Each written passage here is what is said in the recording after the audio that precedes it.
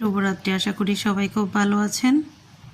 আজকে আমি গুঁড়ো দুধ থেকে মালাই চপ মিষ্টি তৈরি করছি। আমি এখানে 1 কাপ গুঁড়ো দুধ নিয়েছি।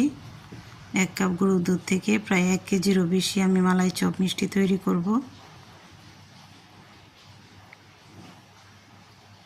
রেসিপিটি আপনাদের সাথে খুব তাড়াতাড়ি শেয়ার করব। এখনও এডিটিংয়ের কাজ শেষ করিনি। এডিটিং শেষ হলে আপনাদের সাথে শেয়ার করব।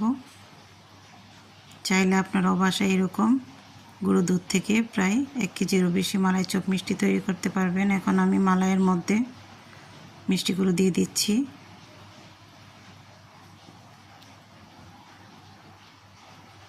কিছুক্ষণের মধ্যেই বলক চলে এসেছে এবং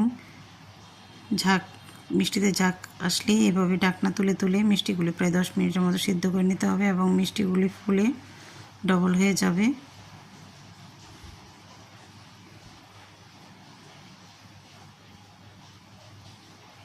এখন আলতো হাতে একটু হালকা করে মিষ্টিগুলো একটু উল্টে দিচ্ছি।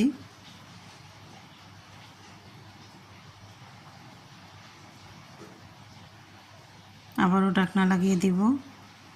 এভাবেই প্রথম থেকে শেষ পর্যন্ত একই আছে মিষ্টিগুলি আমি 10 মিনিটের মতো সিদ্ধ করে নেব। তারপর একইভাবে আমি ঢাকনা দিয়ে এভাবেই মিডিয়ামে রেখে দিব, নরমালি রেখে দিব, যাতে করে মিষ্টিগুলো আস্তে আস্তে ঠান্ডা হয়। তারপর আমি আপনাদের সাথে রেসিপিটি শেয়ার করব আর মিষ্টিগুলি দেখাবো। সবাই ভালো থাকবেন। আল্লাহ হাফেজ।